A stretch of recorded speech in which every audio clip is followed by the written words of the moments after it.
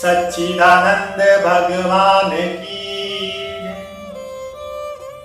राधे राधे भक्तों, कुछ दिनों के पश्चात राजा हिरण्यकशिपु ने अपने सैनिकों को भेजा और कहा कि जाओ आश्रम में जाओ और ये समाचार लेके आओ कि भक्त प्रहलाद ने उस नारायण का नाम छोड़कर मुझे भगवान मान रहा है कि नहीं मान रहा है।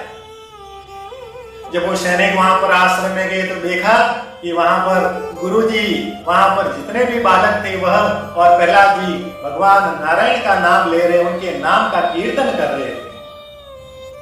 भक्त प्रहलाद को वहां पर शिक्षा के लिए भेजा था, उल्टा भक्त प्रहलाद गुरुजी और दूसरे बालकों को शिक्षा दे रहे थे। बोले वहां के बिहारी लाल की। जब ये समाचार हिरण्यकशिपु को मिला तो हिरण्यकशिपु क्रोधित हो गया और कहने लगा कि अब इस भक्त प्रहलाद को मैं जीवित नहीं छोड़ूंगा। इसने मेरे परम शत्रु का नाम लिया है, इसको मैं मृत्यु दंड दूंगा। यदि इसको मृत्यु दंड आज नहीं दिया तो कल पूरी प्रजा और सारा संसार उस नारायण को भगवान मानेगा। उसको मृत्यु दंड देने के लिए पहाड़ से नीचे गिराया गया, समुद्र के जल के अंदर डुबोया गया, हाथी के पैरों के नीचे कुचला गया, विष देकर मारने का प्रयत्न किया गया, जहरीले सांपों से उनको डसवाया गया, काल कोठरी के अंदर कई दिनों तक भूखा प्यासा रखा, फिर भी प्रहलाद जी को कुछ नहीं हुआ। जाको राके साइया मार सके ना। इतने प्रयत्न के बाद भी भक्त प्रहलाद जी की मृत्यु नहीं हुई।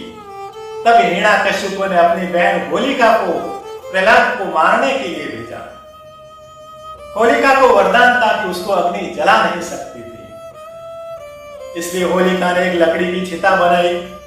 उस चिता पर वो बैठ गई और प्रहलाद जी को अपने गोदी के अंदर बिठा दिया और उस चिता को आग लगा दी। बोलिए बाके बिहारी लाल की। आग लगा दी, लेकिन भक्त प्रहलाद जी तो आंखें बंद कर भगवान का स्मरण करने लगे और उस भक्त प्रहलाद जी के तो कुछ नहीं हुआ, उल्टा जो होलिका थी उस चिता के अंदर जलकर भस्म हो गई। हाड़ जरे जस लाकड़ी, केस जरे जस घास, अरे सोने जैसी हुआ जल गई, कोई न आयो पास। श्यावरी रामचंद्र की। जो अपराध भगत कर करही, राम रोष पावक सो जरही। जो भगवान के ऊपर अपराध करता है वो भगवान की इस क्रोधा अग्नि के अंदर जलकर भस्म हो जाता है। बोलिए भागवत भगवान की।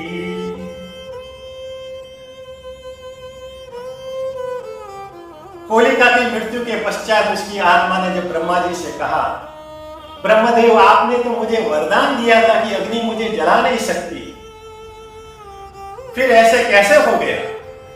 तब ब्रह्मा जी ने कहा, हे होलिका, मैंने तुम्हें ये वरदान मानव के कल्याण के लिए दिया था, पर तुम तो मानव का अकल्याण कर रहे हो, उसके ऊपर अत्याचार कर रहे हो, इसलिए वह वरदान विफल हो गया।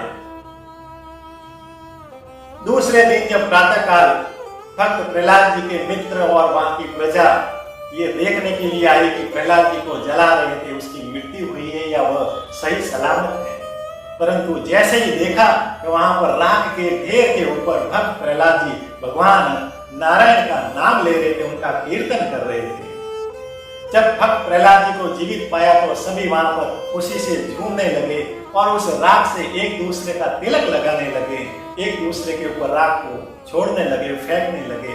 उसी दिन से हम प्रतिवर्ष होलिका का त्योहार मनाते हैं और एक दूसरे के ऊपर गुलाल लगाकर खुशी का इजहार करते हैं। बोली भागवत भगवान की। इतने प्रयत्न के बाद भी प्रहलाद जी की किसी भी प्रकार से मृत्यु नहीं हुई। तब हिरण्यकशिपु ने मन के अंदर विचार किया कि अब मैं किसी के भरोसे नहीं रहूंगा, अब किसी अन्य के भरोसे नहीं, मैं स्वयं उसको मृत्यु दंड दूंगा। ऐसा विचार किया और भक्त प्रहलाद जी को महल के अंदर अपने सामने बुलाया और कहने लगे, हे प्रहलाद, मैंने तुम्हें इतनी यातनाएं दी, इतनी बार मारने का प्रयास किया, लेकिन तुम्हें कुछ नहीं हुआ। अरे तुम किसके बल पर इतना निडर होकर मेरी आज्ञा का अवहेलना कर रहे हो? ऐसा कौन है जो तुम्हें इतना बल दे रहा है? तब भक्त प्रहलाद जी ने कहा, न केवलम में वत्सराजन सवे बलम बलियाम च परेशान परेवरेण मी स्थिर जंगवाये ब्रह्मादयो येन वंश प्रवीण। पिताजी, ये बल केवल मुझके अंदर ही नहीं है, ये तो बलवानों के बलवान हैं और वो उन सभी को बल देते हैं जो उनका नाम लेते हैं, उनकी भक्ति करते हैं। बोलिए भागवत भगवान की। हिरण्यकश्यप कहते हैं, अच्छा वो सभी को बल देते हैं, वो सभी को बल देते हैं तो मेरे सामने आते क्यों नहीं? उनको यहाँ बुलाओ, आज ही फैसला कर देते हैं कि कौन बलवान है, वह बलवान है या मैं बलवान। प्रहलाद जी कहते हैं कि उनको बुलाने की आवश्यकता नहीं है। हरि सर्वत्र अस्त्र, भगवान तो सब जगह है, कण कण के अंदर है, उनको कहां बुलाना? जहां देखो वहां भगवान है। ऐसा कहा तो हिरण्यकश्यप को और ज्यादा क्रोध आ गया और कहने लगे कि इस जगत के अंदर तीनों लोगों का स्वामी मैं हूं, मेरे अलावा यदि कोई और भगवान है तो तुम बुलाओ यहां पर। क्वासो यदि स सर्वत्र तस्मात् स्तंभे न दृश्यते। यदि तुम कहते हो कि भगवान को बुलाने की आवश्यकता नहीं है, भगवान सर्वत्र है, जगह जगह है, तो इस खंबे में मुझे दिखाई क्यों नहीं दे रहे हैं? प्रहलाद जी ने कहा, मया हरि दृश्यते, मुझे तो इस खंबे में भी भगवान नजर आ रहे हैं। बोलिए भागवत भगवान की। ऐसा कहा तो हिरण्यकश्यप को और ज्यादा क्रोध आ गया और अपने हाथ में गदा लेके उस स्तंभ की ओर कदम बढ़ाए और कहने लगा कि आज इस स्तंभ को फाड़ कर देख ही लेते हैं कि इसके अंदर भगवान है या नहीं। जब स्तंभ की ओर कदम बढ़वाए तब भक्त प्रहलाद जी ने भगवान का स्मरण किया और कहने लगे, हे भगवान, यदि मैंने आपकी निस्वार्थ सच्ची भक्ति की है तो इस खंबे के अंदर प्रकट हो जाएगी, आप मेरे इस वचनों का लाज रखिए। बोलिए बांके बिहारी लाल की। जैसे ही हिरण्यकश्यप ने वज्र के समान उस गदा को उस स्तंभ के ऊपर जोरदार से मारा तो उसको फाड़कर भगवान नारायण नरसिंह के रूप में प्रकट हो गए, अवतार ले लिया। बोलिए नरसिंह भगवान की।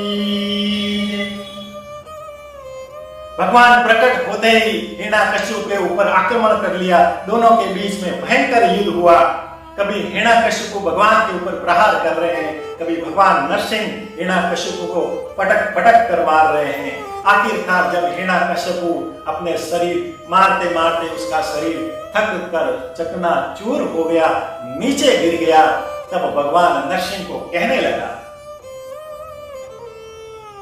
अरे तुम मुझे मार नहीं सकते क्योंकि मुझे ब्रह्मा का वरदान है, इसलिए तुम इतना भी कर लो, मुझे मार नहीं सकते हो। ऐसा कहकर जब जोर जोर से हंसने लगा तब नरसिंह भगवान कहते हैं, भगवान नरसिंह ने पहले तो कहा कि तुम्हें भगवान ब्रह्मा जी का वरदान है, तुम्हें मार नहीं सकता। अच्छा, ऐसा कहते हुए भगवान नरसिंह ने उस हिरण्यकश्यप को अपने दोनों हाथों के अंदर उठाकर महल के मुख्य द्वार के दहलीज पर लाकर अपने जंघों के ऊपर लिटा दिया और कहने लगे, हे हिरण्यकश्यप, तुम अपने वरदान को याद करो। तुमने क्या कहा था कि मुझे ना कोई अस्त्र मार सकता है ना शस्त्र मार सकता है। देखो, मैं तुम्हें मारने के लिए मेरे ये जो बड़े बड़े नाखून है वो मैंने नाखून बनाए, इस नाखून से मैं तुम्हें मारूंगा। तुमने कहा था कि मुझे ना कोई नर मार सकता है, ना देव मार सकता है, ना ब्रह्मा जी के द्वारा बनाए गए उत्पन्न किए गए कोई भी मनुष्य, पशु या पक्षी मार सकते हैं। देखो, मैं स्वयं नारायण हूँ, मैं ब्रह्मा जी के द्वारा उत्पन्न नहीं हूँ, मैं नर और नरसिंह के संयुक्त रूप में तुम्हें मारने के लिए आया हूँ। तुमने कहा था कि मैं ना दिन में मरूं ना रात्रि में मरूं। देखो, ना दिन है ना रात्रि है, संध्या का समय है, इस समय मैं तुमको मारूंगा।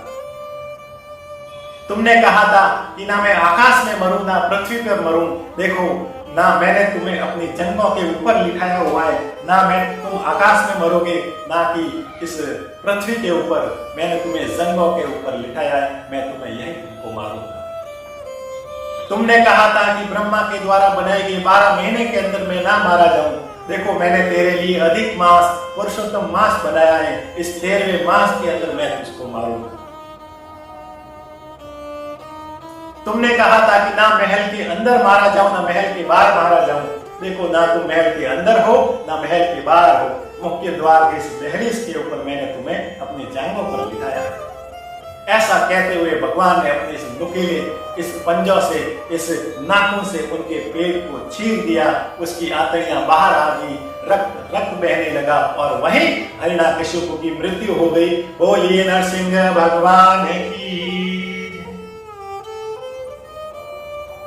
हिरण्यकशिपु से इतना भयंकर युद्ध करने के पश्चात, उसको मारने के पश्चात भी भगवान नरसिंह का जो यह क्रोध है वह शांत नहीं हुआ। देवता ब्रह्मा जी ने उनको खूब शांत करने का प्रयत्न किया, फिर भी शांत नहीं हुए। स्वयं लक्ष्मी जी ने उनको शांत करने का प्रयत्न किया, फिर भी शांत नहीं हुए। तो ब्रह्मा जी ने प्रहलाद को कहा। प्रहलाद बालक अवस्था में था, भगवान के इस विकराल स्वरूप को देखकर भयभीत हुआ, लेकिन भयभीत होने के उपरांत भी जैसे ही भगवान के समीप जाकर उनके चरणों में गिरा, भगवान के चरणों पर स्पर्श किया, तब भगवान नरसिंह अपने क्रोध को शांत किया। भगवान नरसिंह के क्रोध शांत हुआ। भगवान नरसिंह ने भक्त प्रहलाद के सिर के ऊपर हाथ रखकर आशीर्वाद दिया और कहने लगा, हाय असुरन शस्त्र मारे मम नाम गुण गाने में, गिरी से गिरायो समुद्र में डुबायो, कसर न राखी तुम्हें सताने में, अग्नि से जलायो उर से लगायो, और करुणा भय न करुणा दिखाने में, मुखार बिंद छूम छूम कहे प्रभु, क्षमा करो मेरे लाल, मुझे देर हुई कछु आने में। बोलिए नरसिंह भगवान की। भगवान के चरण स्पर्श किए भगवान जब शांत हुए तो भक्त प्रहलाद ने भगवान की स्तुति की। भगवान की स्तुति सुनकर नरसिंह भगवान प्रसन्न हुए और उनको कहने लगे कि तुम इस छोटी सी अवस्था में, इस बालक अवस्था के अंदर तुमने मेरी कठोर तपस्या की, मेरी भक्ति की है, अनेक बार तुमको मारने का भी प्रयास किया, लेकिन उससे भी न डरकर तुमने मेरी भक्ति को छोड़ा नहीं है। मैं तुम्हारी इस भक्ति से प्रसन्न हूं, तुम वर मांगो, तुम्हारी क्या इच्छा है। तब प्रहलाद जी कहते हैं, यदि आप मुझे वर देना चाहते हो तो मेरे हृदय के अंदर आपकी भक्ति कभी न जाए, हमेशा रहे, ऐसा मुझे वर दो। यदि आप मुझे वर देना चाहते हो तो मेरे हृदय के अंदर काम, क्रोध, लोभ, मोह, अहंकार, ईर्ष्या, द्वेष जैसे विकार कभी ना आए, ऐसा मुझे वर दो। यदि आप मुझे वर देना चाहते हो तो मेरे पिताजी आपके परम शत्रु थे, आपकी निंदा करते थे, आपको मारने का प्रयास करते थे, परंतु थे तो मेरे पिताजी, उनको क्षमा कर दो। नरसिंह भगवान ने कहा कि मैं तुम्हारे इस प्रकार की जो प्रार्थना की उससे प्रसन्न हुआ, पुत्र हो तो तुम्हारे जैसा। ऐसा कहते हुए भगवान ने आशीर्वाद दिया और हिरण्यकशिपु के शरीर से एक दिव्य ज्योति बाहर निकली और भगवान के अंदर प्रवेश कर गई। बोलिए बांके बिहारी लाल की। फिर नरसिंह भगवान ने भक्त प्रहलाद जी का राज्य अभिषेक किया, उनको राजा बनाया गया, उनके ऊपर सिर के ऊपर आशीर्वाद दिया और वहां से अंतर ध्यान हो गए। बोलिए भागवत भगवान की, बांके बिहारी लाल की।